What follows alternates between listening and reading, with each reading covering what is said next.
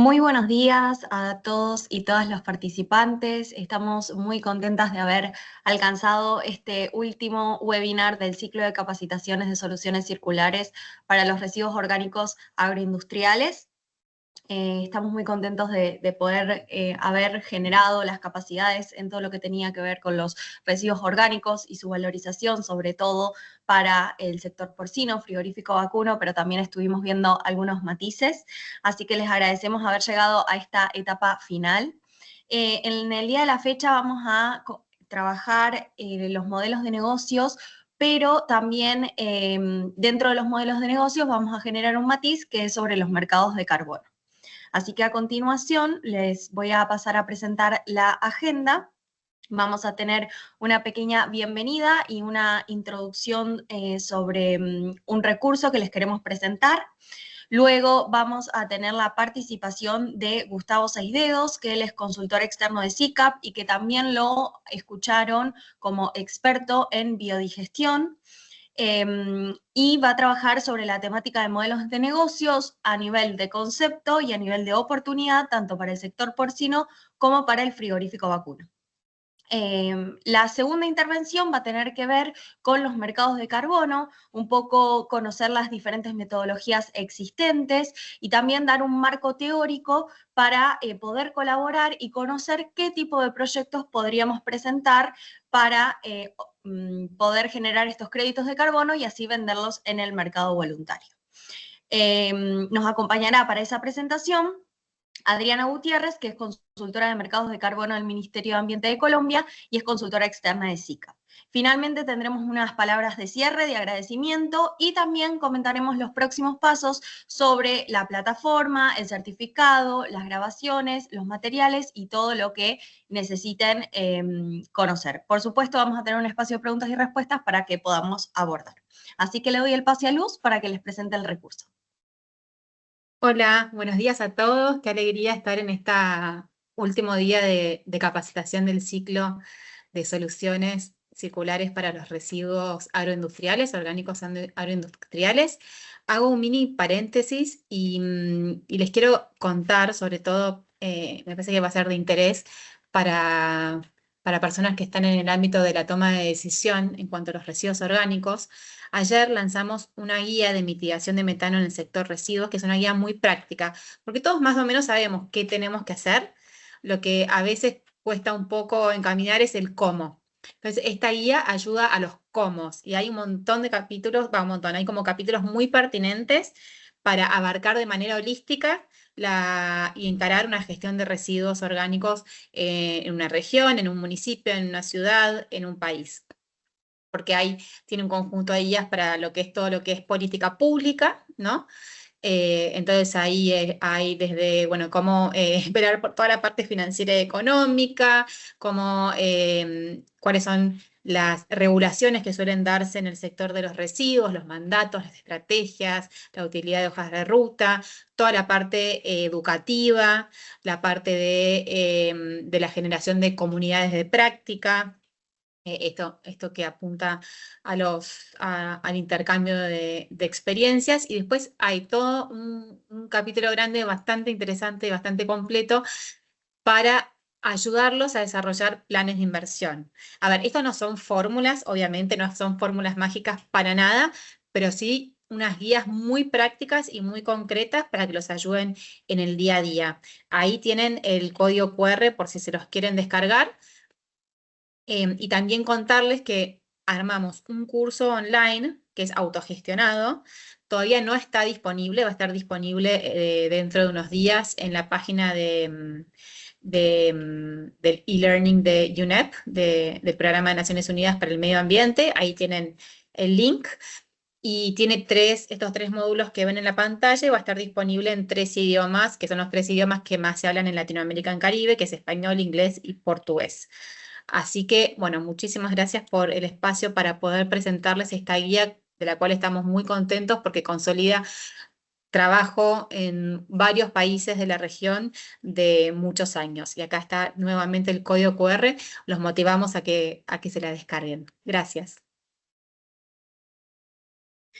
Muchísimas gracias por la presentación de este recurso que creemos que es ampliamente útil para gobiernos subnacionales, locales, pero también para otros expertos que quieran indagar un poco más en la temática. Así que ahora ya vamos a pasar con nuestro primer orador, que es Gustavo Seisdedos. Ya nos estuvo acompañando, como lo mencioné. Él es ingeniero en electrónica por la Universidad Nacional de La Plata. Desarrolló su carrera en telecomunicaciones y hardware software trabajando en Siemens SA. Posteriormente se orientó a la ingeniería industrial y de las energías renovables, participando en proyectos de corrientes oceánicas, tratamiento de residuos sólidos urbanos, valorización de plásticos, digestión anaeróbica y aprovechamiento del litio. Principalmente trabajó en YPF Tecnología SA, actualmente es consultor independiente y colabora en el área de desarrollo de negocios en LSG Argentina SRL, que es una empresa de ingeniería y de energías renovables. Así que bueno, muchas gracias Gustavo por volver a acompañarnos y por hoy presentar esta temática de modelos de negocios y la valorización para las granjas porcinas y los frigoríficos vacunos. Lamentablemente no estoy pudiendo poner la cámara, no me da, pero bueno, muchas gracias a ustedes por invitarme nuevamente y muchas gracias a todos los que están tomando parte de esta serie de charlas. La idea es en este momento presentar un pantallazo sobre los modelos de negocio cuando uno tiene un proyecto en vista. Distintos proyectos de distintas tipologías y proyectos que, por ejemplo, pueden estar empezados ya y hay que tomar una decisión sobre una realidad, una realidad que cambia o una realidad que se viene dando en el tiempo, tanto en granjas porcinas como en un frigorífico vacuno. Hemos tomado los casos de una granja porcina de 500 madres y de un frigorífico vacuno de 500 cabezas día. Algo genérico y algo medio, como para ver qué es lo que pasa y por qué decidir una cosa u otra al momento de tener un proyecto por delante. Gracias. Lo he dividido en dos partes genéricas y la cual nos van a llevar a unas conclusiones. En cuanto al proyecto, son ver qué componentes tiene el proyecto, de qué estamos hablando, de qué tipología es, qué consumos tenemos, qué generamos. Y en la base de decisiones, toda la parte que yo me puedo respaldar con indicadores financieros que me hacen tomar una decisión por sí o por no. Y en función de eso, cómo tengo que obtener mi información de base para que después aplicar esos indicadores y que me den algún tipo de conclusión para que yo pueda tomar una decisión o no. Siguiente, por favor. En el caso del proyecto tengo que ver qué consumos y qué valores hay en el mercado, qué problemática tengo, qué problemática interna y externa. Y en cuanto a los componentes del proyecto, qué obtengo, qué necesito suplir o qué necesito como output. Tengo mi input, mi output, y tengo que ver qué tecnología voy a usar para poder hacer eso si es que no la tengo ya. Entonces, yo siempre veo esto de los componentes del proyecto como si fuese un cuadro que tengo que colgar. Entonces, tengo el cuadrito y detrás tengo dos tachuelas o dos clavitos, un hilo y otro clavito en la pared, y el cuadro en sí mismo. Entonces yo tengo esos dos clavitos que es donde me va a sostener el cuadro. Por lo tanto, mi proyecto consta de todos esos componentes, incluso hasta de la pared. Entonces, tengo un clavito que es mi input, otro clavito que es mi output, que va a salir de mi proyecto.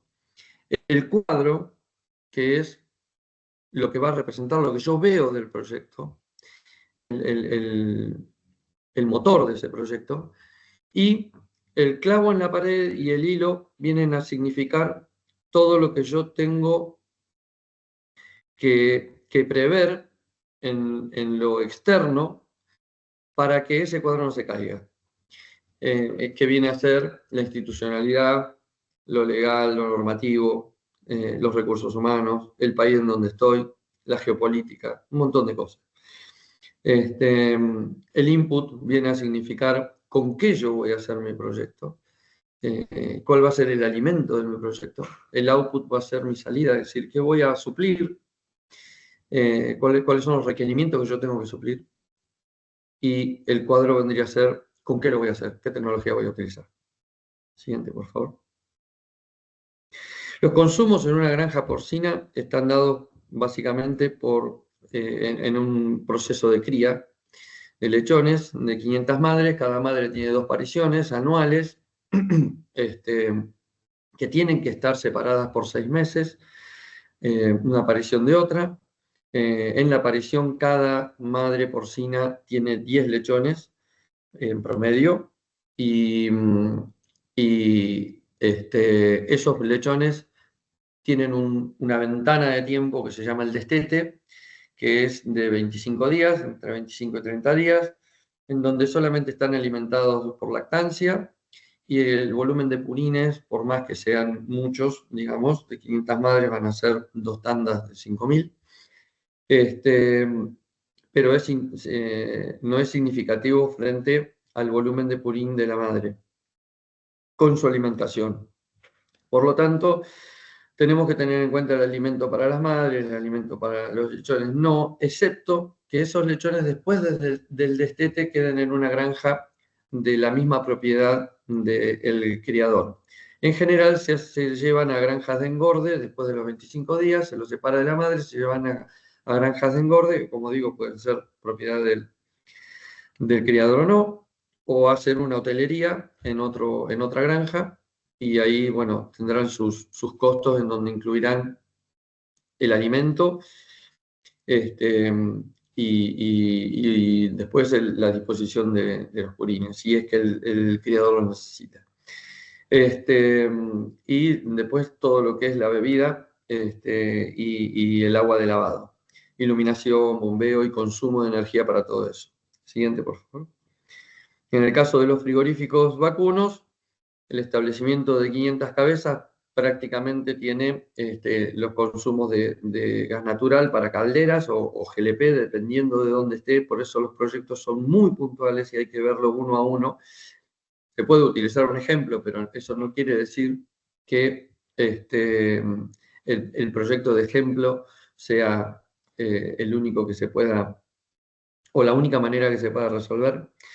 Hay agua de lavado para todo lo que es los distintos sectores de faena, el consumo de energía eléctrica, la demanda de energía eléctrica para un montón de equipamiento, y agua, que es para el agua de lavado.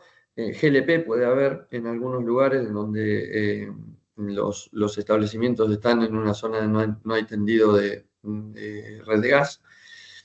Y cualquier otra circunstancia que esté dentro de lo que se consume que haya que suplir y lo que se está generando que haya que aprovechar. Siguiente, por favor. ¿De qué compone entonces el proyecto? De, bueno, todo un ingreso, todo un egreso y todo lo demás. Esto viene a significar lo que era el cuadro que yo les decía. Siguiente, por favor. En cuanto a la materia prima en la granja porcinas, tenemos la producción. ¿Qué se produce? ¿Qué producen los lechones? ¿Qué producen el purín? ¿Cuánto se produce de purín? Básicamente, si se elige, como en este caso que nosotros elegimos la digestión anaeróbica, o sea, la generación de biogás, por el hecho de que nos representa una tecnología que prácticamente pone sobre la mesa un proceso de economía circular más completo que hay, y que es lo que realmente queremos llevar adelante. para todo tipo de minimización de subproductos y minimización de emisión de gases de efecto invernadero. Y obviamente, bueno, la tecnología ya está dada, ya está bastante madura a nivel mundial. Nunca van a dejar de hacer falta innovaciones, pero está muy estable en todos sus procesos. Así que por eso hemos elegido en este caso el biogás. No quiere decir que eso sea lo que tiene que hacerse en todos los proyectos, porque va a depender de todos los 360 grados que tengo alrededor del proyecto que yo tengo, y que hay que saber elegirlo en función de algunas cosas que vamos a ver ahora. Entonces, para el biogás es una caracterización y se sacan los sólidos volátiles, que ya dijimos en una charla anterior que es lo que eran, la parte volátil de la materia orgánica, que es lo que representa lo que los microorganismos transforman en biogás. Siguiente, por favor. En el caso de los frigoríficos vacunos, para una faena de un bovino, hay un total de subproductos promedio, está bastante establecido esto, es un estándar casi, que son dependiendo del peso del animal, 400 kilos, hay 150 kilos por cabeza de subproductos que se pueden utilizar. Estos son sangre, vísceras, recortes, grasas, contenido ruminal, excretas de los animales que vienen, que son traídos a la parte de recepción, y las fracciones asociadas. No, por ejemplo, el cuero, no, por ejemplo, el hueso, ni las pezuñas, ni cuernos, ni ningún otro tipo, ni animales muertos. Después también sacamos la caracterización de todo eso y nos da con qué contamos el input. Siguiente, por favor. Esto es un poco lo que viene a referenciar lo que dije acerca de la tecnología de biogás comparada con la incineración y con el compostaje. En el caso de estos dos productos, tanto el purín como los subproductos de la faena. Siguiente, por favor.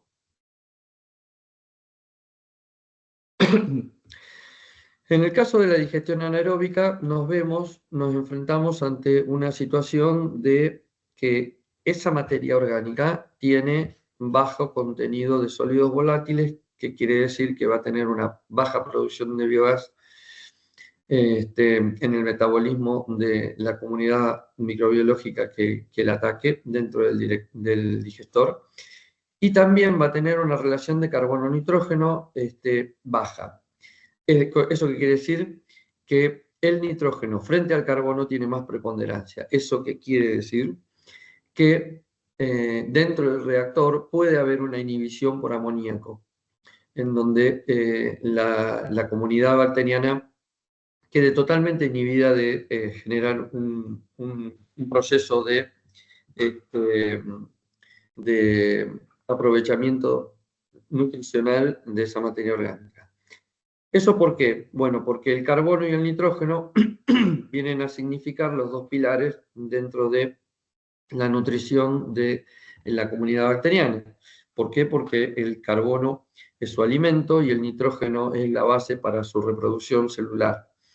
Entonces uno me está diciendo cuán felices van a estar las comunidades microbiológicas, y otro cuánto se van a reproducir. Entonces, como vemos ahí, la necesidad, nos está indicando esa relación carbono-nitrógeno, que vamos a necesitar algo adicional nutricionalmente para poder generar biogás.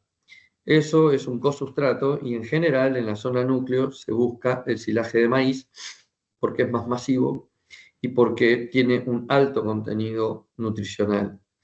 En este caso hay una fórmula que se utiliza, y en este caso queda una proporción de 8.000 kilogramos por día de agregado de ese cosustrato. Se hace una caracterización de ambas cosas y se sacan los parámetros que son cantidad de metano que se puede llegar a generar por día. En función de eso, su transformación en energía eléctrica y qué potencia instalada yo tendría que tener para esa transformación en energía eléctrica. Siguiente, por favor. Lo mismo en el caso de los subproductos de faena. Cada uno de las subproductos que se sacan de la faena, que componen toda esa materia orgánica, se caracterizan en sus sólidos volátiles y eso me va a estar dando qué generación de metano tengo, qué capacidad energética tengo y qué potencia instalada debo a tener. Acá en el caso anterior teníamos 60 kilowatts, acá 600 kilowatts. Siguiente, por favor. Ya tenemos prácticamente visto todo lo que es el input y el output. Es decir, cuánto yo puedo suplir de energía, con qué. Estoy hablando del generador. Y cuánto de alimentos yo tengo que tener para mi proyecto, ¿sí? Y que voy a tener en función de lo que estoy, en dónde estoy, en la granja o en la institución de faena, digamos. Ahora voy a ver qué indicadores financieros yo puedo acceder y utilizar para poder tomar las decisiones. En función de eso me va a dar una información de base, tanto para los porcinos como los bovinos, ahí no está en orden, pero me va a decir qué magnitud de digestor tengo, qué escala. Eso me va a dar un CAPEX, también me va a dar un OPEX, que es el CAPEX, es el capital inicial que yo tengo en lo que es palpable, digamos, equipos, básicamente, insumos básicos, y en el OPEX, que es la operación y mantenimiento de todo este proyecto. La gente, cuánta gente, cuántos turnos, qué tiene el personal, qué necesita, si necesita equipo para trabajar, EPP, que se llama, de protección personal, si necesita seguros, si necesita, bueno, un montón de cosas que son las cosas que son consumibles, digamos, ¿no? Y que van a formar parte del OIM, de la operación y mantenimiento del nuevo proyecto. Y asociado a eso, el costo de la energía, yo no lo puse, pero está el costo de la energía si es que lo quiero transformar en energía eléctrica o si lo quiero transformar en energía térmica, que puede llegar a ser el precio del metro cúbico si yo tengo alguien que necesita metros cúbicos de gas, por ejemplo, para resolver un requerimiento de energía térmica. Y también cómo yo puedo comercializar los bonos de carbono. Y también, en el caso del biogás, cómo puedo, en el caso de que me sea factible, comercializar el digerido, que es un nutriente que tiene toda la energía química de un nutriente, un fertilizante, para esparcir en el campo. Siguiente, por favor. Dentro de los indicadores financieros, tengo toda una serie de herramientas que me ayudan como para poder discernir tanto a mí como a un socio inversor para saber cuánto hay que poner, digamos, sobre la mesa en dinero para hacer factible este proyecto y cuánto me va a dar este proyecto. Si es que yo invito a alguien a que forme parte de este proyecto. ¿Eso qué quiere decir? Que puede haber un montón de tipologías de proyectos. Puede haber un proyecto que lo haga una granja porque lo están intimando por los olores y ahí es muy poco probable que haya un financista, digamos, asociado. Va a tener que ser el granjero en la mayoría de los casos, digamos, ¿no? Que tenga que poner de su propio capital. En el caso de un proyecto que se está por iniciar, que está toda la posibilidad para hacerlo, porque hay oportunidad de inyección de energía eléctrica o de inyección en metano, como está pasando en Europa, por ejemplo, o como pasó en los Renovar, que eran programas del Estado, había una oportunidad para hacer un emprendimiento específico. Entonces ahí se salía a buscar una naranja, o se salían a buscar los purines de la naranja, o se salían a buscar el silaje de maíz, o se salía a buscar el input, digamos, porque el output era una oportunidad que yo tenía que suplir y que me iba a dar dinero. Es distinto absolutamente a un granjero o a un establecimiento de faena que inicialmente, como pasó en muchos lugares, estaba fuera del ejido urbano y resulta que por urbanización quedó dentro del ejido urbano. Entonces viene la institucionalidad, golpea mi puerta y me dice, señor, usted tiene que hacer algo con las lagunas que está haciendo, que está teniendo ahí, porque acá tenemos X barrios y esto ya no puede seguir así. Entonces eso es completamente diferente y hay otras cosas que buscar.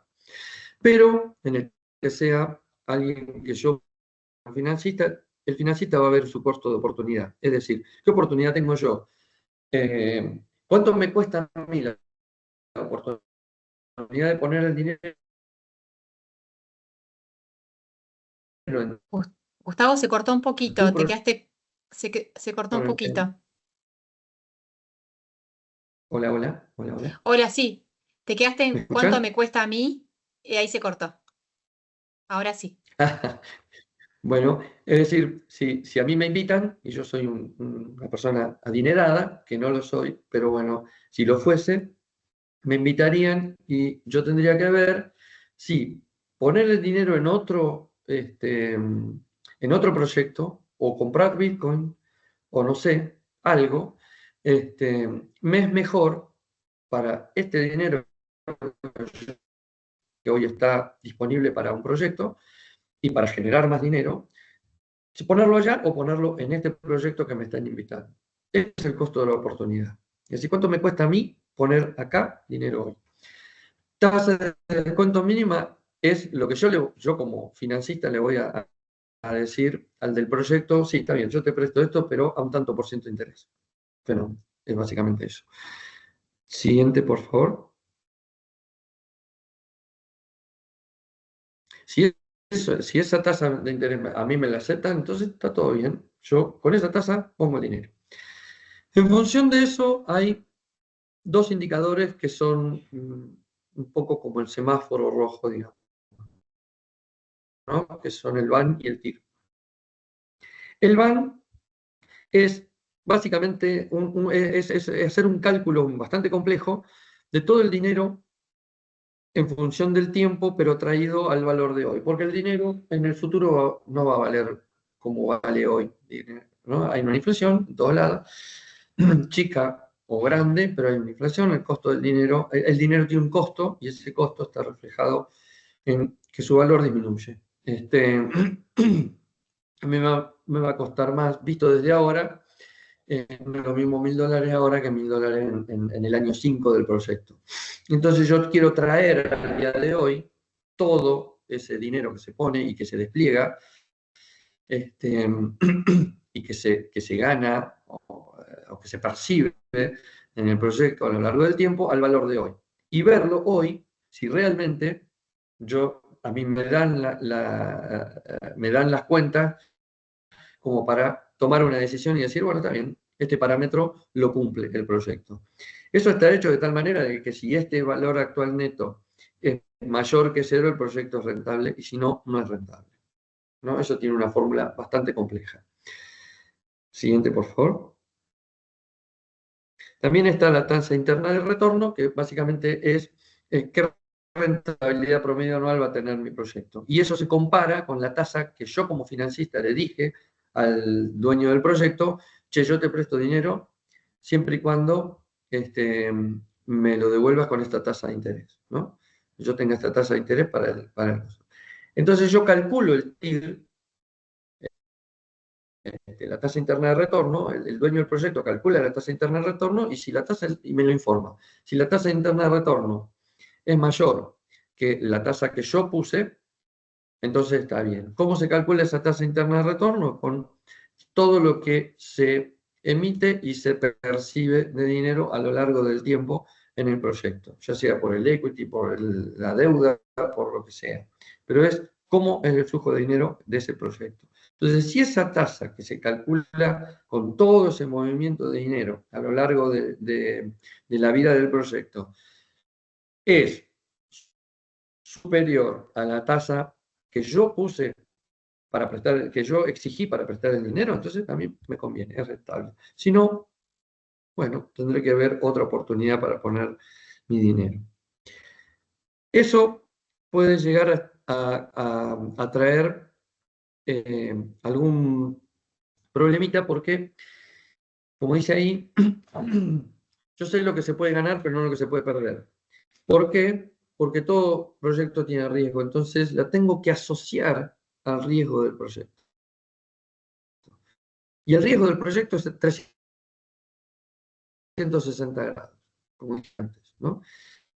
Entonces, la TIR me da bárbara, pero esto tiene un riesgo enorme a que, no sé, la ventana electoral esté cerca o, no sé, estemos en guerra, qué sé yo.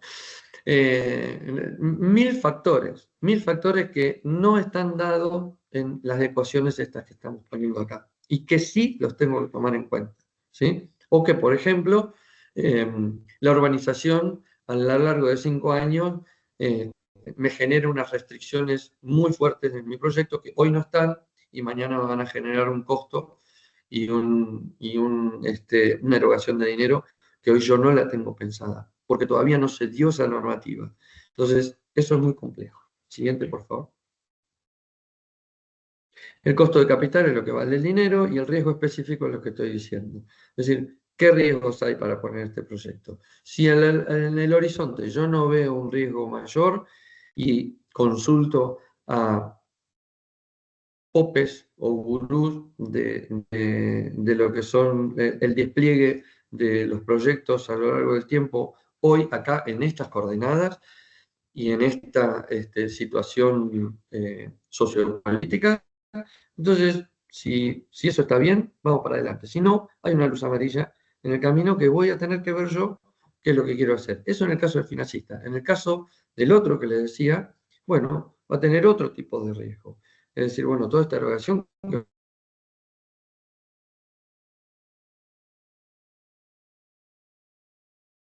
Gustavo se cortó un poco. va a ser, sí o no. Vamos.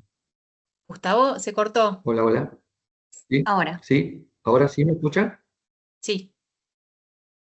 ¿En dónde quedó? Tenía tipo 30 segundos para atrás. Ah, bastante. Bueno, no sé si escucharon lo del costo de capital, pero era el costo del dinero que yo había hablado antes y del riesgo. Es como, el riesgo es todo lo que decía yo, si tengo a la vista, y dependiendo del proyecto, si soy un financista o si soy el dueño del proyecto, que tengo una restricción ambiental o urbana que tengo que cumplir. Por ahí no están contemplados dentro de algunas ecuaciones de las cuales, de parámetros de las cuales estuvimos viendo, y tengo que consultar con otro tipo de personas que son más entendidas en el riesgo, en el tema riesgo, y que lo tengo que hacer para estas coordenadas y esta situación socioeconómica y política que tengo en el ámbito de mi proyecto. Siguiente, por favor. En la base de decisiones que yo tomo, voy a ver cuáles son los parámetros para la instalación de mi tecnología de biogás, que son, bueno, de qué dimensión estamos hablando del digestor, porque eso me va a decir cuánto va a costar. O sea, me va a dar el CAPEX en función de la dimensión que yo tenga del digestor. Eso se saca por el volumen de alimentación diario que yo tengo que tener en función de la tecnología de digestión que yo quiera hacer. Entonces, si es una digestión convencional, sin la aplicación de energía térmica adicional, y me va a dar un tiempo de retención hidráulico dentro del digestor que va a decir cuánto yo tengo que poner por día y cuánto va a salir por día. En función de eso, sé la dimensión de emisión por toda la materia que yo me tengo que utilizar por día, ¿sí? Entonces, eso básicamente me va a dar la dimensión de mi digestor. En función de eso saco el CAPEX, cuánto me va a salir esto. En función de lo que yo puedo generar de biogás y puedo transformar en energía eléctrica, me va a salir el generador, me va a salir el gasómetro, me va a salir la obra civil, el sistema de almacenamiento y una ingeniería y todo lo que sean permisos y pruebas e insumos que yo pueda llegar a tener. Eso me va a dar el CAPEX. El OPEX me lo va a dar para esa instalación y esa dimensión, cuál va a ser el plantel de operarios, si va a haber turnos, y cuánto va a salir el mantenimiento del motor, el mantenimiento de una membrana, el mantenimiento de bombas. Y después tengo que sacar cuáles serían las toneladas de dióxido de carbono equivalente que yo puedo llegar a dimensionar para poder capitalizar, en el caso de que pueda capitalizarla. Siguiente, por favor. En función de eso voy a ver si es que voy a vender la energía, a cuánto la puedo llegar a vender. Ahí yo puse un precio de 0,11 el kilowatt, o sea, $110 el megawatt, que es medio incumplible en estas coordenadas, no en otras, pero en estas sí. ¿Cuánto van a ser los bonos de carbono en un estimativo? ¿Cuánto es la venta del digerido en el caso de que yo pueda venderlo, que yo consiga a alguien que lo requiera, el digerido? ¿Por qué? Bueno, porque está necesitado de una acción fuerte de digerido y de no tener que comprar fertilizantes químicos por cualquier motivo, o si es dentro de mi campo, yo me ahorro los fertilizantes químicos, con el caso de la gente de Bioeléctrica de Córdoba, que ya tiene varios años de que no compran para un determinado grupo de hectáreas fertilizantes químicos, porque tiene un sinnúmero de propiedades el digerido. Con eso yo puedo llegar a sacar cuánto va a ser el ingreso, ¿no? Como tengo el OPEX, voy a sacar cuánto va a ser el EBITDA, que es la percepción antes de impuestos, es decir, cuánto es la operación diaria, cuánto es el costo de operación diaria, la capacidad de generación de efectivo. Entonces eso va a ser el ingreso versus el OPEX, básicamente, ¿no? Y ahí yo voy a ver, si me da negativo, ya estoy teniendo un indicador de que esto no va a funcionar. Y después voy a empezar a ver con, si yo tengo deuda, cuánto tengo deuda, le puse ahí un ejemplo, con una tasa de descuento de 8,5 a 15 años, la TIR medio negativa y el BAN menor que cero. Es decir, este proyecto no es rentable. Pero que no sea rentable por la venta de la energía eléctrica no quiere decir que el proyecto no se tenga que hacer. Quizá no haya que vender la energía eléctrica, haya que utilizar la energía térmica y eso me genera un ahorro que sí me es rentable. O yo puedo vender alguna otra cosa o puedo hacer otra cosa y a lo mejor sí es rentable. Este ejemplo no tiene que ser un paradigma. Este ejemplo es cómo se hace un modelo de negocio, nada más. Que puede llegar, y en muchos casos, da no rentable. Entonces hay que evaluarlo desde los intangibles, desde otras cosas que yo tengo, ¿sí? Que no son menores, ni mucho menos, para evaluar un proyecto. Y va a ser evaluar si este negocio me da o no me da. Siguiente, por favor. Lo mismo vamos a hacer con los bovinos. Vamos a ver la cantidad de toneladas, el CAPEX y el OPEX, siguiente. Y también voy a llegar a las mismas conclusiones teniendo un modelo de este tipo, ¿no es cierto? Esto quiere decir que si puede llegar a ser muy poco rentable. Yo le puse ahí que el financista me iba a pedir 6%, fui muy optimista con los $110 por kilowatt también. Si bien tengo, fíjense que tengo bastante más de lo que, casi el doble de lo que erogo en OPEX, y sin embargo, no es para tanto. Conclusiones. Ya un poco la estuve dando durante la charla, pero no, una cosa es la metodología y una cosa es la aplicabilidad de la metodología. Hay que saber dónde uno está parado, para qué es el proyecto, de quién es el proyecto, por qué es el proyecto. Si a mí me invitan, tengo que ver eso. Tengo que decir, ah, bueno, este proyecto es para él.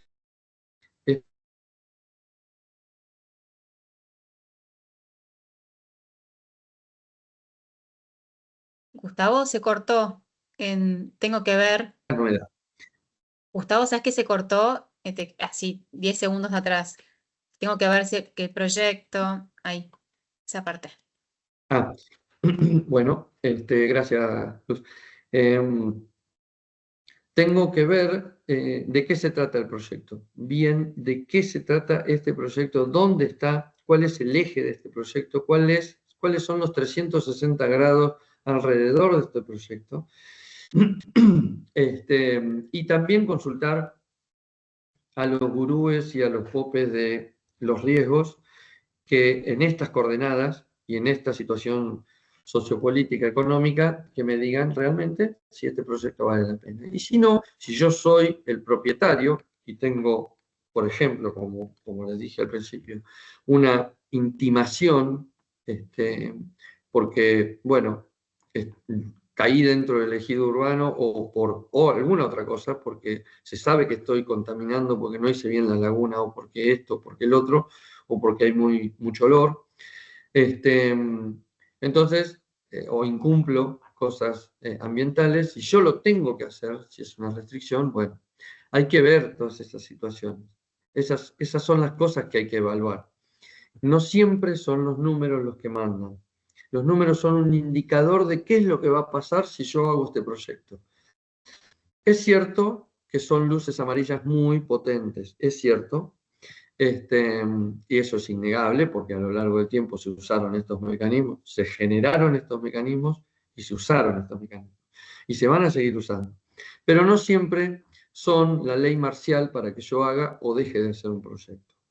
Básicamente eso es lo que yo quería transmitir en todo esto. Todo lo demás, lo que son fórmulas, todo eso está en la bibliografía, no hay que ponerse a analizar estas cosas en estas charlas. Para mí, sí hay que, de alguna manera, transmitir qué es lo que, de qué se trata, cuál es el concepto para iniciar el camino de un modelo de negocio, dependiendo pura y exclusivamente de la tipología y del alcance del proyecto. Básicamente eso. Muchísimas gracias a todos. Muchas gracias a ustedes y de la CCAP y a la gente que está participando de estas charlas. Muchísimas gracias, Gustavo. Gracias por todos los ejemplos y estos términos que a veces complican un poco. Después te voy a hacer una pregunta en el espacio de preguntas y respuestas, que creo que es algo que deben compartir varios participantes, pero bueno, a veces el va a latir complican un poco los conocimientos a la hora del análisis. Vamos a pasar ahora entonces con la siguiente oradora. Ella es Adriana Gutiérrez. Es profesional en relaciones internacionales con maestría en gestión de carbono y más de 10 años de experiencia en planificación frente al cambio climático, huella de carbono, inventarios de gases de efecto invernadero y mercados de carbono. Adriana fue la negociadora principal del grupo ILAC en las negociaciones del artículo 6 y del mecanismo de desarrollo limpio durante los últimos 6 años, además de formar parte del equipo de mercados de carbono de la Dirección de Cambio Climático del Gobierno de Colombia. Así que, Adriana, muchas gracias por estar presente hoy. Sabemos que tal vez no puedas encender tu cámara, pero agradecemos tu presencia y te doy el espacio para que puedas comenzar tu presentación. Muy buenos días a todos. ¿Me escuchan bien, cierto? Sí, perfecto. Sí. Súper. Bueno, muchas gracias a todos por estar presentes. La presentación pues va a abordar primero unos conceptos básicos de cambio climático y mitigación y después la idea es explicarles a ustedes cómo se hacen los proyectos en los mercados de carbono. Siguiente. Bueno, primero que todo, conceptos básicos. Muy seguramente ustedes ya han repasado esto en sesiones anteriores, así que iremos muy rápido.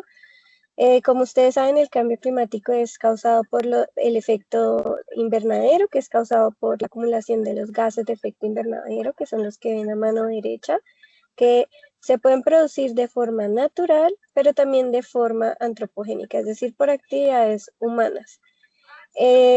Cuando se habla del cambio climático actual en el que estamos viviendo, estamos hablando precisamente de las actividades antropogénicas.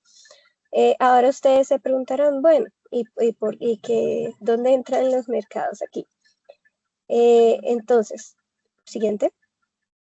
Los mercados de carbono buscan hacer dos tipos de actividades principales: reducir las emisiones o remover y capturar los gases de efecto invernadero. Pero también tenemos en algunas actividades de los mercados voluntarios la evitación de emisiones. ¿Qué significa cada uno de estos? Reducir emisiones es cuando, por ejemplo, ustedes tienen todos los residuos de los marranitos, de los cerditos, y estos residuos, en lugar de ustedes dejarlos ahí al aire libre, lo ponen dentro de un sistema de compostaje y a través de este sistema de compostaje ustedes crean, por ejemplo, más energía o crean abono o fertilizante natural para otro tipo de actividades. A esto se le llama reducir emisiones, porque en lugar de haber dejado que esos gases de efecto invernadero estuvieran liberados en la atmósfera, lo que están haciendo es reducirlos o incluso reutilizarlos. Regálenme 3 segundos.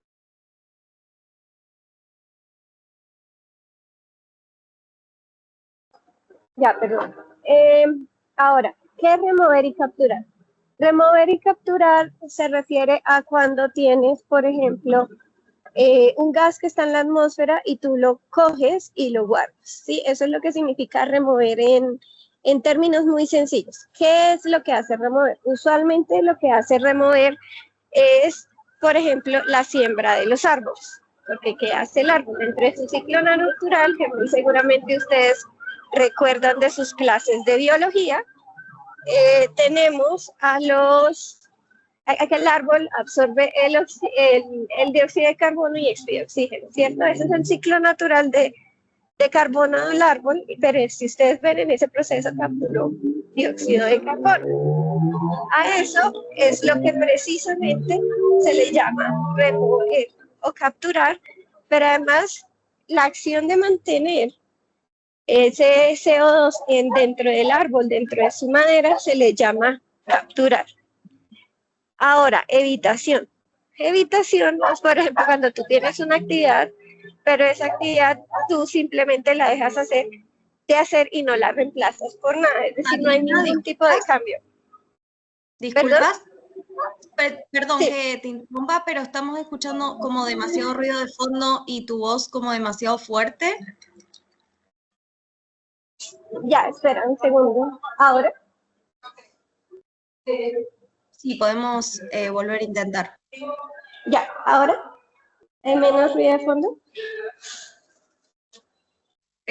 Sí, está bien. Ok. Bueno. Entonces, no sé hasta dónde me escucharon, pero sí alcanzaron a escuchar la habitación al menos, aunque hubiese ruido. Sí, se escuchaba, nada más que como Listo. hay ruido de fondo, se perdían las ideas. Sí, gracias. Súper, gracias. Siguiente. Listo. Ahora, aquí entran los mercados de carbono a buscar actividades que hagan sobre todo las dos primeras, que es remoción y reducción. Hay distintos tipos de mercado de carbono, cada uno tiene sus reglas del juego, digámoslo así, y funciona de acuerdo a estas reglas. En el protocolo de Kioto, que fue el que primero generó un mecanismo de mercado, teníamos el mecanismo de desarrollo limpio, que era básicamente el mecanismo en el que los países desarrollados invertían en proyectos de reducción o de remoción en países en desarrollo, como los nuestros. En el caso del Acuerdo de París, porque ya el protocolo de Kioto cerró, ahora tenemos artículo 6, pero artículo 6 es distinto al protocolo de Kioto, porque en artículo 6 ya no es solamente el país desarrollado comprándole al país en desarrollo, sino que ahora incluso los países en desarrollo pueden estar comprando. ¿Por qué? Porque aquí lo que se busca es que los países reduzcan emisiones y todos los países tienen un compromiso de reducción de emisión. Entonces, en ese sentido, si Argentina decide vender unas reducciones, porque esto es a nivel de estados, decide autorizar un proyecto para la venta o transferencia de estos resultados de mitigación, lo que va a pasar es que cuando ya llegue el inventario ya no van a haber esas reducciones tienen que desaparecer porque pues fueron vendidas para otro país, el cual va a decir esas reducciones son mías. Es decir que al contrario del protocolo de Kioto, en el Acuerdo de París hay un mercado mucho más fuerte en términos de comercialización y un poco más pequeño por precisamente este tema de que cuando tú vendes, eso ya no es tuyo, ahora es del otro y tú tienes que responsabilizarte por haber vendido algo que muy seguramente necesitabas. Y creo que eso pasa incluso en los mercados normales. Por ejemplo, no sé si ustedes saben, pero hay países que a veces venden, no sé, su arroz y vendió todo su arroz al exterior y le tocó irse a comprar a un país asiático arroz porque en su país se le acabó, ¿cierto? Lo mismo pasa acá, en artículo 6. Ahora, los sistemas de comercio de emisiones son otro tipo de mercados. En este tipo de mercados, tú tienes, es un intercambio de emisiones como tal. Aquí, usualmente lo que se transan son permisos de emisión, es decir, a ti te permite, hay unos topes y dicen, a mí me permiten emitir solamente X número de toneladas, pero me pasé, entonces ¿ahora qué hago? Hay que pagar impuestos, hay que ir a comprar a otro que sí haya reducido y le sobre cupos, etc. Pero también tenemos otro tipo de mercados que son los voluntarios, como los de, que es casi como salir a la calle e ir a comprar algo, pero usualmente es a través de los certificadores o programas de certificación en donde uno puede adquirirlos. ¿Para qué lo adquiere? Es una empresa que quiere por responsabilidad corporativa decir que ayudó o apoyó al planeta. Entonces va y busca dónde compra y se queda con esos certificados, pero no pasó nada. Solamente hubo la compra y quien lo vendió pues recibe un pago a cambio. Sin embargo, aquí no hay ningún tipo de visualización por parte del Estado. A veces sí, incluso, por ejemplo, en Colombia hay un mercado voluntario incentivado por la existencia de impuestos y por ende, pues el mercado voluntario, por ejemplo, colombiano, pues a pesar de ser voluntario, sigue estando supervisado, ¿sí? Pero en la mayoría de veces el mercado voluntario internacional no tiene ningún tipo de supervisión del Estado y pueden incluso haber temas de narcotráfico, temas de lavado de activos, entre todo. O sea, se puede ver de todo porque precisamente no hay un control estatal sobre esto. Otro ejemplo, pero este sí es controlado por el Estado también, es LIF. LIF es un esquema que generó el gobierno británico, en el cual se busca la compra de temas o de reducciones y remociones del sector AFOLO, que es el de agropecuario, y otros usos del suelo. ¿Listo? Siguiente. Ahora, ¿cómo se entra aquí en este mercado? Hay distintos pasos. Estos que ven ustedes acá son los pasos base de cómo se formula un proyecto para poder entrar en el mercado. Vamos a ir uno por uno. ¿Listo? Primer paso. Siguiente. Ahora, siguiente. En factibilidad se tiene que escoger primero una metodología. Aquí básicamente se elige qué tipo de proyecto quieres hacer. En el caso del sector porcino, que es de quienes están aquí en la llamada, actualmente hay cerca de 4 metodologías en el MDL. Aunque el MDL haya muerto, estas metodologías también han sido retomadas por el mercado voluntario, y estas metodologías buscan primero la reducción de, por ejemplo, las emisiones dadas por el estiércol, y en otros casos también cuenta pues el tema de producción de energía o el uso de energía solar para la alimentación, entre otras cosas. Ahí, esas son como las actividades claves que hay para el sector porcino en términos de metodológicos. Pero aquí lo que quisiera resaltar es que al escoger una metodología, y esa es la razón por la cual yo solo les hablo de las del MDL, es que hay que mirar que sean metodologías que tengan un carácter científico, con procedimientos detallados, cuantificados y reales en términos de emisiones. ¿Esto qué quiere decir? Solamente por darles unos tiempos, las metodologías del ML se demoraron en desarrollarse entre 5 y 10 años cada metodología, porque requería un rigor científico en el que habían equipos de biólogos, físicos, químicos, ingenieros, entre todo, para poder generar estas metodologías que permitieran demostrar que había una reducción. Listo, eso en términos de la metodología. Siguiente. Estas metodologías usualmente están bajo un programa de certificación o un estándar de carbono, que en el caso del que yo les dije del MDR o el mecanismo de desarrollo limpio era la convención, pero hay muchos otros, ¿sí? La convención tiene unas particularidades que no voy a explicar acá, pero solamente les voy a explicar como las características muy generales de los estándares, sobre todo del sector privado.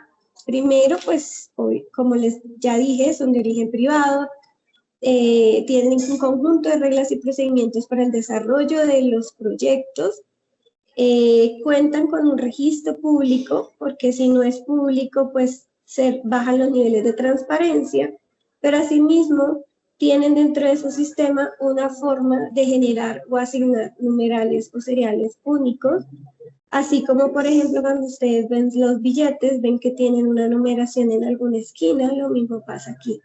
Cada unidad de reducción, que usualmente es 1 tonelada, realmente yo no he visto otras que no sean 1 tonelada,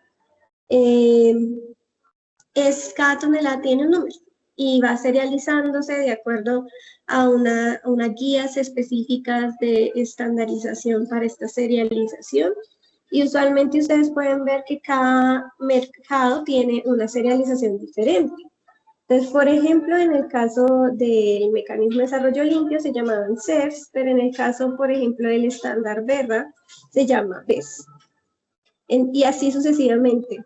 Al final todos valen 1 tonelada, pero unos valen más que otros porque hay estándares más caros y hay estándares más baratos, de acuerdo a la calidad de las metodologías.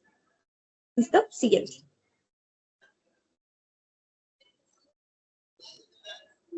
El objeto de los estándares, como ya les había mencionado, pues es tener un sistema transparente para mirar cuáles fueron los resultados esperados. En algunos casos incluyen unos posibles co-beneficios para asegurar las reducciones que se venden. A veces estas reducciones se venden más de una sola vez, pero usualmente los sistemas tratan de que se vendan una sola vez. Siguiente.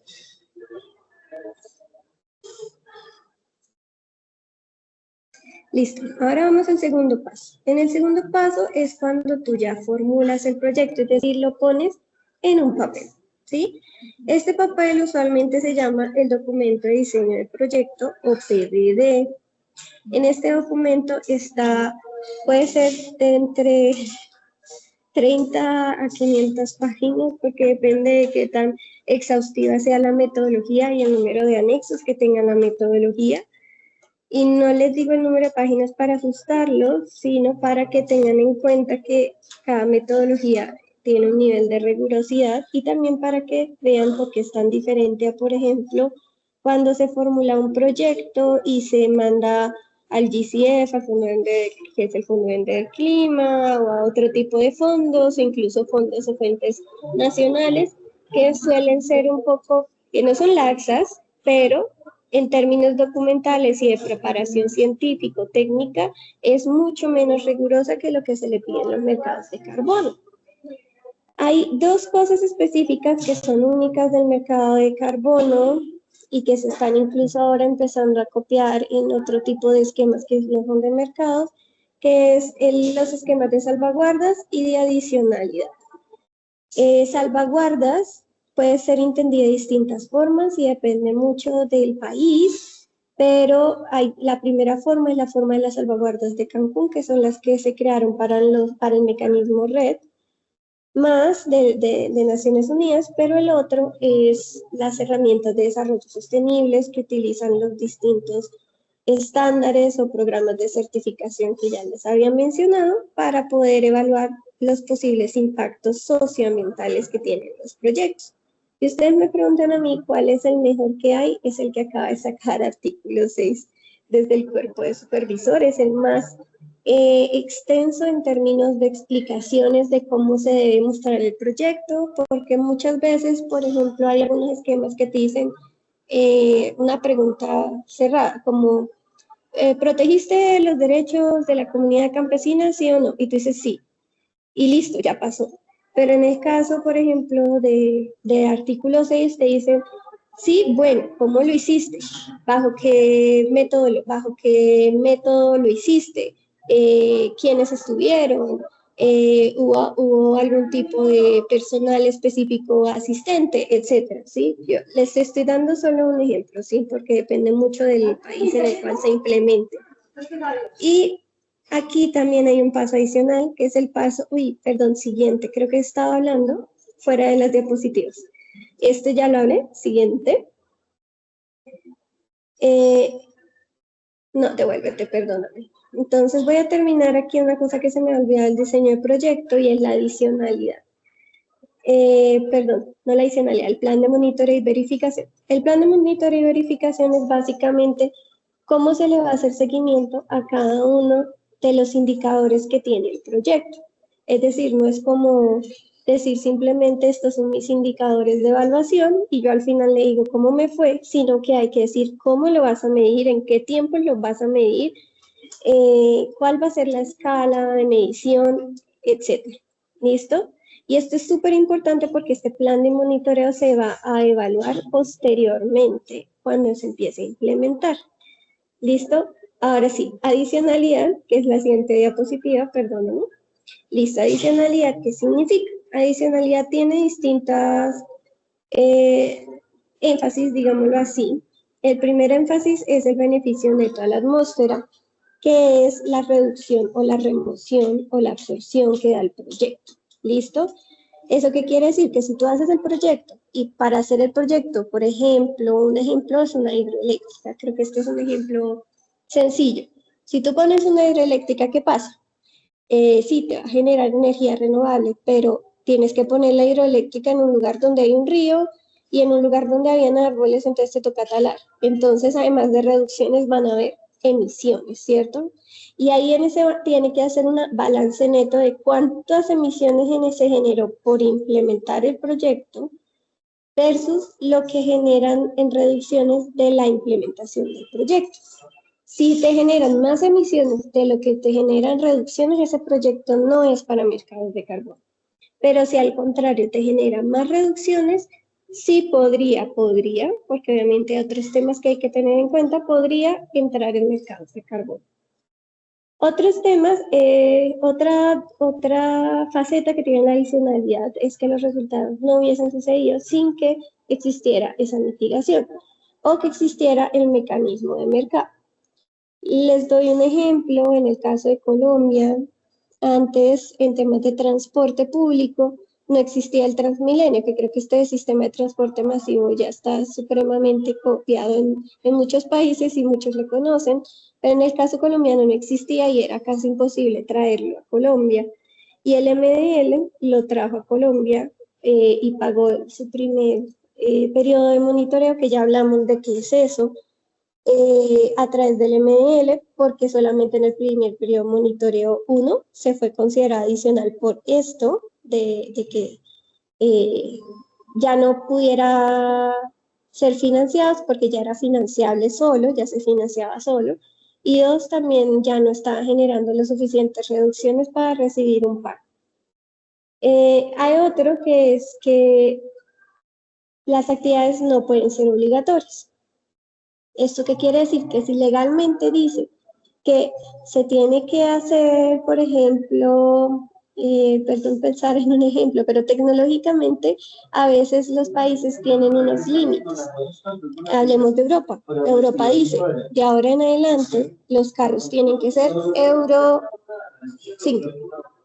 Creo que están mucho más avanzados, pero supongamos que tienen que ser Euro 5, pero solo hay Euro 4. Entonces, ¿qué hacemos?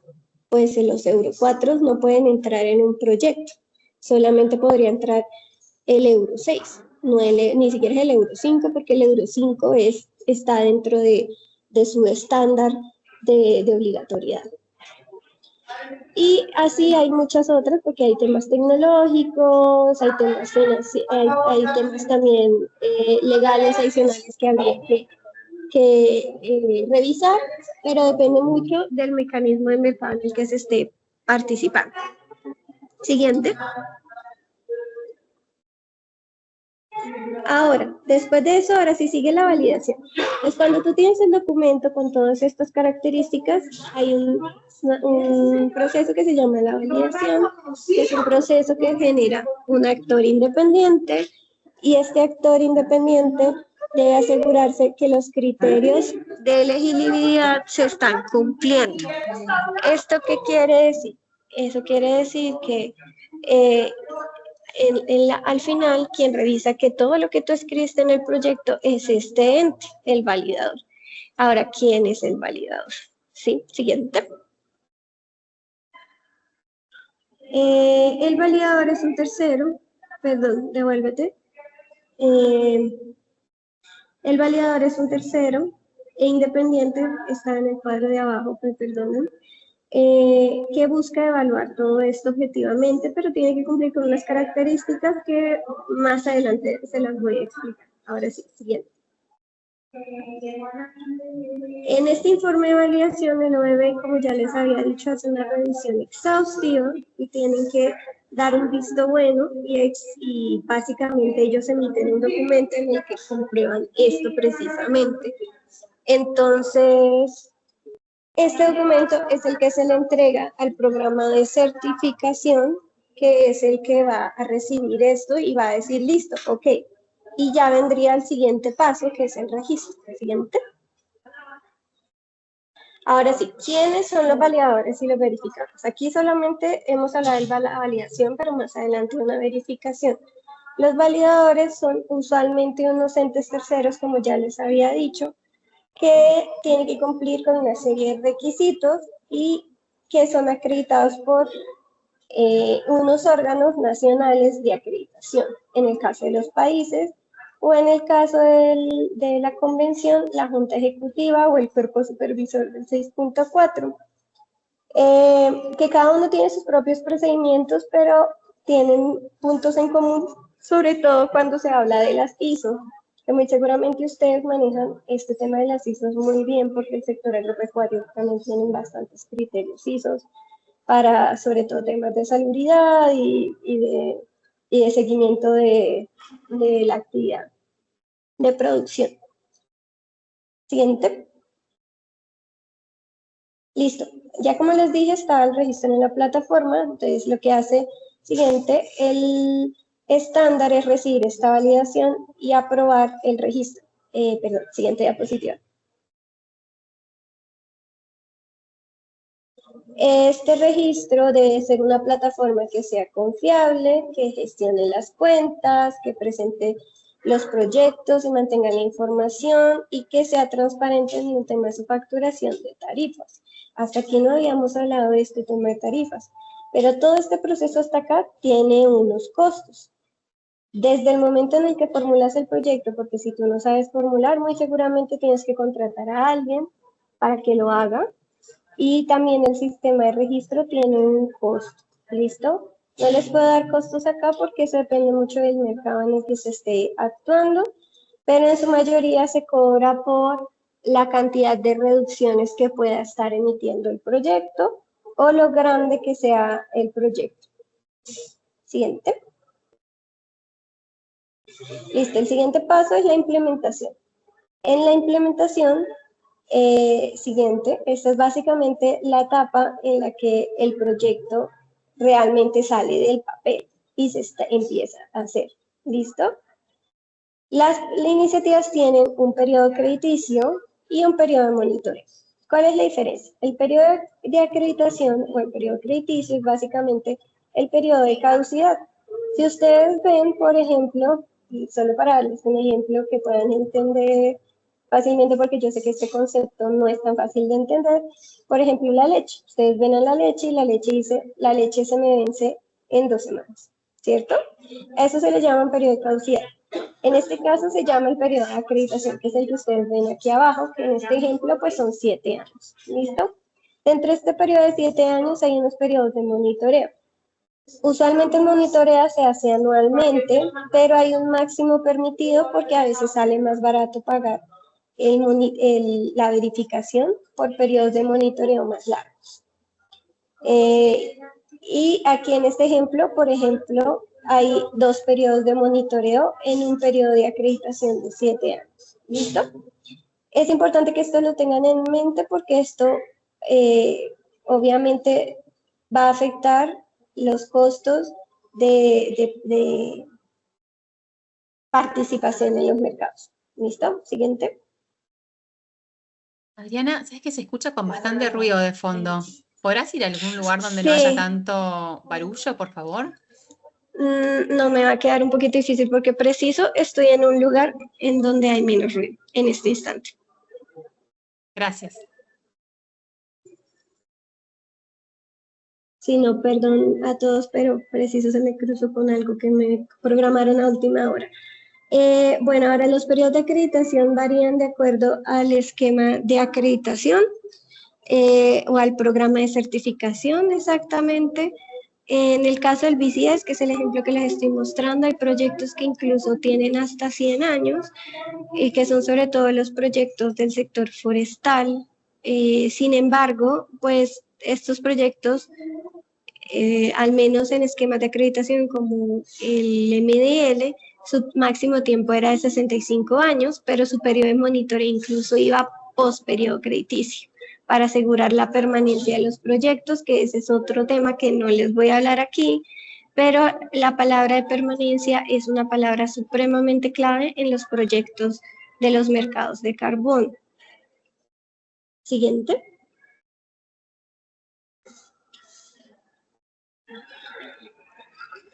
Listo, y aquí viene el informe de monitoreo que yo les había mencionado que hay que tener en cuenta. Durante el periodo de monitoreo hay que ejecutar el plan de monitoreo tal como dijeron que se iba a hacer, recolectar y analizar todos los flujos de información y hacer un informe. Este informe tiene que ir acorde con la metodología que se haya escogido también, ¿sí? Y esto es lo que va a revisar un verificador, que es otro ente que entra dentro del juego. Siguiente.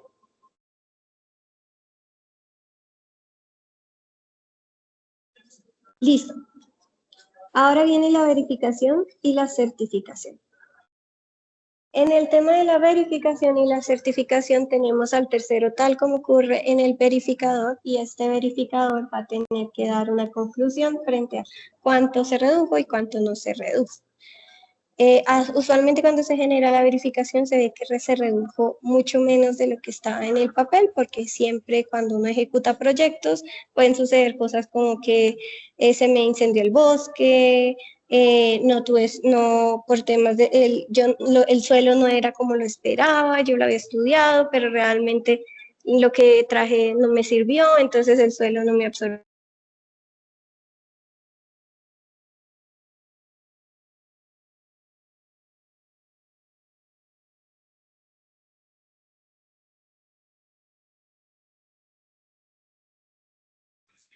Adriana, perdiste la conexión, me parece, porque no te escuchamos.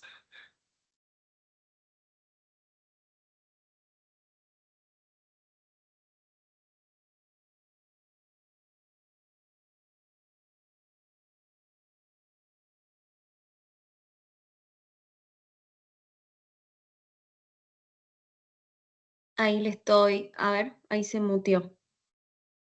Ahí le mandé un mensaje privado. Ahí está. Ya volví, creo que... ¿Me escucha? Sí, te escuchamos. Perdón, creo que puse el celular demasiado en la oreja y colgué con mi cachete. Bueno, siguiente.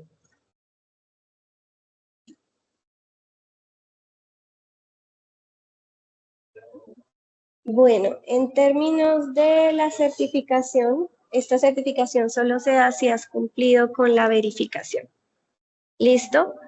Entonces, en ese caso, lo que va a suceder es que en muchos casos el estándar puede decir no certificar todo o certificar solamente lo que el verificador, o sea, todo lo que el verificador dijo que había o parte de lo que el verificador verificó de acuerdo a los resultados, porque a veces pueden haber resultados en los que dicen que no hay, que es inconcluso.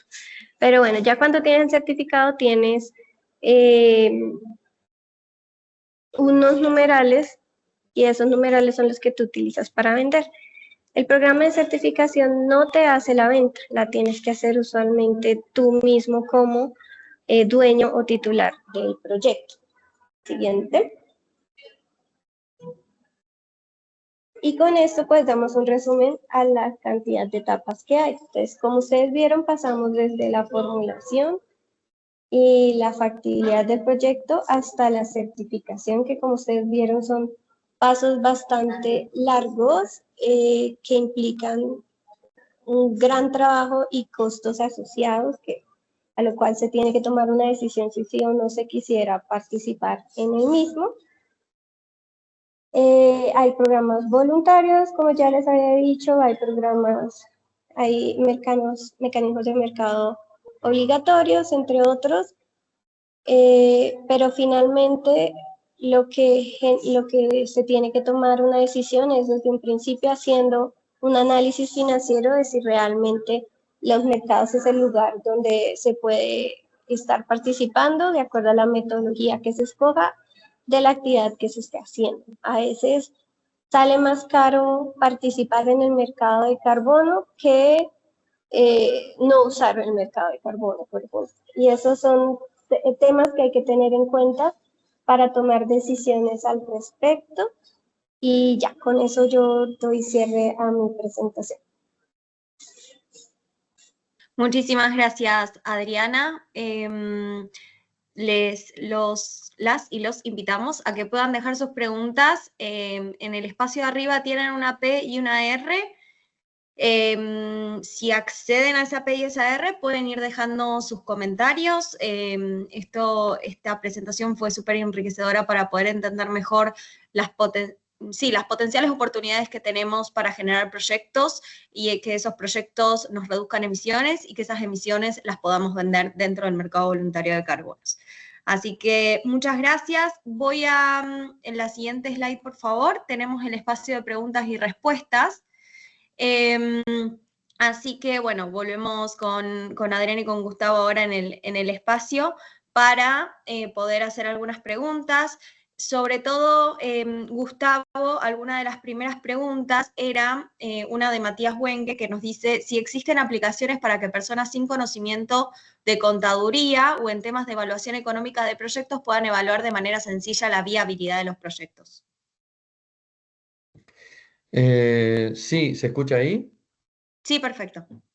Sí, a Matías, sí, existen planillas Excel que ya están hechas con las fórmulas y todo, o sea que no, y con gráficos, no va a tener problemas, están todas en la web.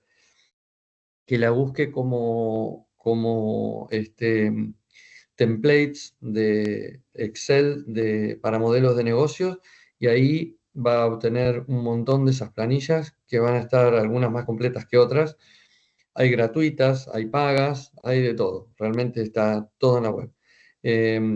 Lo que sí, lo que no está en esas planillas son las consideraciones que, bueno, estábamos dando en esta charla, es decir, bueno, ¿cuál va a ser tu proyecto? ¿Qué vas a querer hacer? ¿Para qué? ¿Cuándo? ¿Cuánto? ¿En dónde?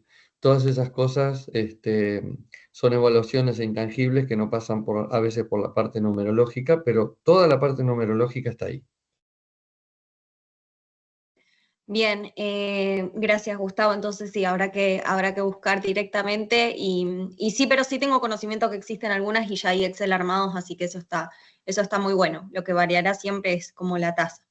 También acá Ariel consulta si estimaras el ahorro de energía por consumo en planta, ¿sobre qué cargos de energía estimas el ahorro? Sí, también, nuevamente, depende del emprendimiento. Si es si es un proyecto para un renovar, por ejemplo, eso no se tiene en cuenta, pero si es un proyecto para una granja que ya está en funcionamiento, obviamente el consumo de la energía que hoy se está tomando de la red se calcula para el ahorro por generación propia. Eso está así. No me acuerdo la segunda parte, ¿cómo era? La segunda parte, dame un segundo, decía ¿sobre qué cargos de energía estimas el ahorro? Sobre la facturación, lo que tengo que pagar. Bien. También hay algunas consultas en el chat. Bueno, si podemos dejar el mail de Adriana, ya me confirmó que sí, así que ahora muy pronto se los colocamos. No sé si tienen algunas preguntas más, pueden tal vez también levantar la mano si es que tienen la posibilidad, o si no, también pueden, bueno, dejarla en este espacio de preguntas y respuestas. El chat está desactivado, así que en este espacio de preguntas y respuestas. Las grabaciones, Mariano, están subidas hasta la número 5, o sea, de la 1 a la 5 ya están todas subidas, así que solamente quedaría la número 6, que es la del día de hoy, poder subir. Todo el resto está en el aula virtual. También lo que puedo hacer es ahora dejarles acá en el chat, ya tenemos en nuestra página web, debido a que el aula se va a cerrar en algún momento, es una plataforma Moodle que se cierra cuando el curso finaliza, que ahora vamos a esos comentarios y mientras les doy espacio para que puedan hacer más preguntas. Si bien ese aula se va a cerrar, en la página web del Reciclo Orgánicos tenemos una sección que se llama Network and Educational Programs, que básicamente es un grupo de, un grupo de personas que trabajan en capacitación y en programas educacionales. Ya están subidas las grabaciones 1, 2 y 3 de Argentina, pero también pueden acceder, por ejemplo, a conocimientos que se fueron dando en Belice, en San Lucia. Entonces, si quieren también explorar, esas son grabaciones que están disponibles, que son gratuitas, y también están las presentaciones. Y ahí vamos a terminar de subir a esa página web la 3, la 4, la 5 y la 6, perdón, la 3 ya está, la 4, la 5 y la 6, y eso ya va a quedar disponible a lo largo del tiempo para cuando quieran consultarlo. Paso a la siguiente diapositiva, si puede ser. Ya estamos como cerrando, les dejo igual un espacio más para preguntas y respuestas en caso que que quieran hacer algún comentario más. Ahí veo 2 nuevas, así que ahora les doy el pase, pero sí aprovecho para aclararles algunas cosas antes de estas últimas preguntas.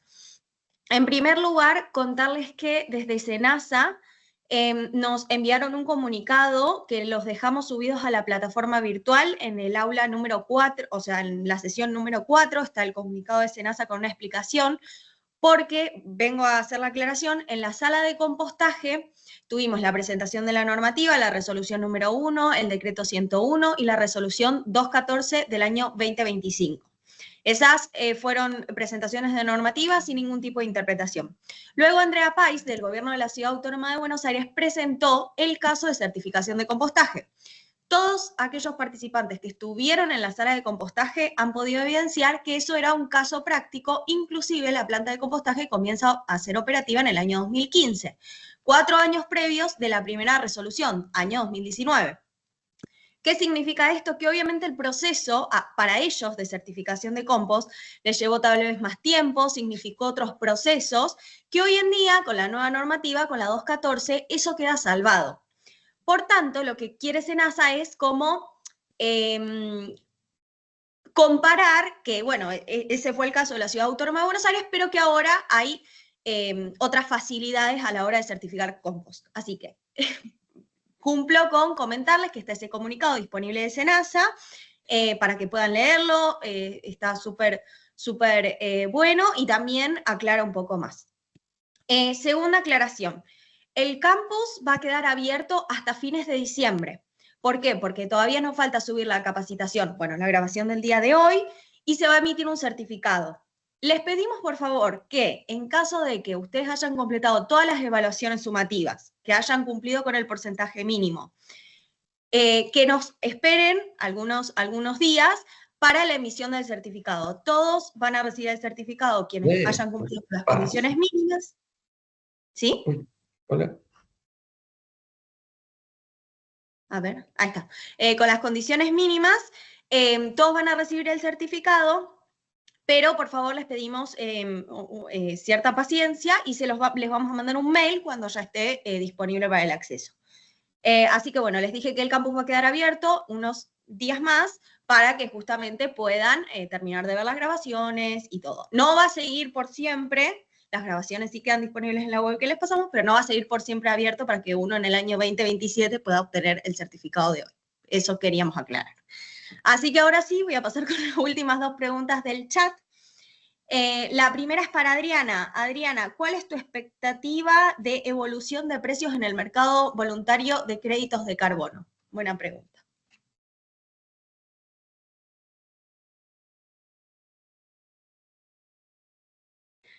Creo que está. Sí, no, perdón. Realmente no tengo mucha expectativa en este momento porque lo que se espera es que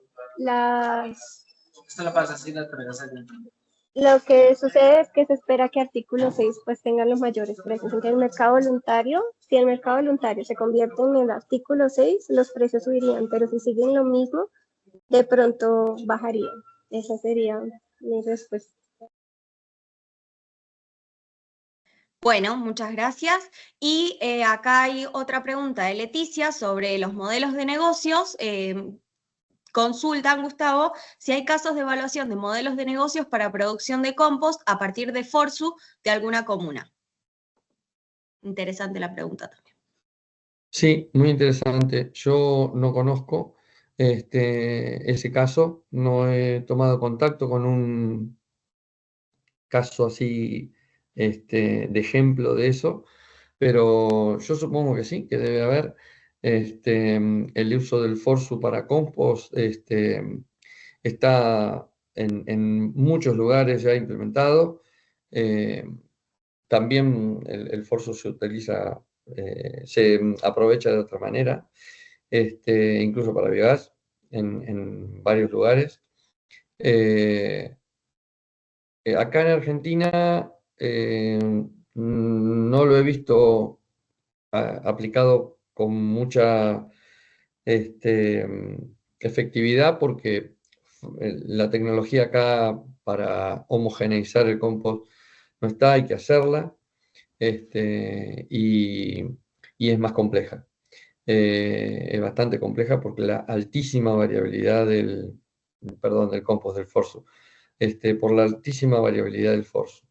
Pero yo, en el caso del modelo de negocio, así para utilizar FORSU como compost, no lo tengo. Sí, sabría qué hacer, digamos, en ese caso. Así que si querés escribirme al mail, no hay ningún problema y lo charlamos. Por lo menos puedo darte pautas para ver cómo podés aplicarlo. Gracias.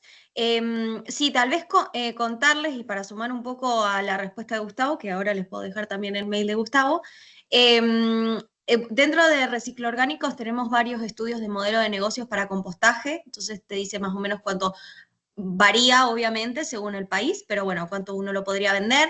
En recursos complementarios les dejé un capítulo, el capítulo 4 de modelos de negocios, así que pueden acceder a eso y revisarlo, y si no, también nos pueden escribir a soporte ccap.ar@gmail.com y les podemos pasar más material. Y también, lo que se me ocurre, seguramente el gobierno de la Ciudad Autónoma de Buenos Aires debe tener algo realizado, entonces también Andrea es súper comprometida y súper accesible, y pueden también escribirle para consultarle. Ahora dejo el mail de Gustavo en el chat. Voy con la pregunta de Ramón para Adriana, que dice: ¿cuál cree que es la principal barrera para la emisión de créditos de carbono en Argentina?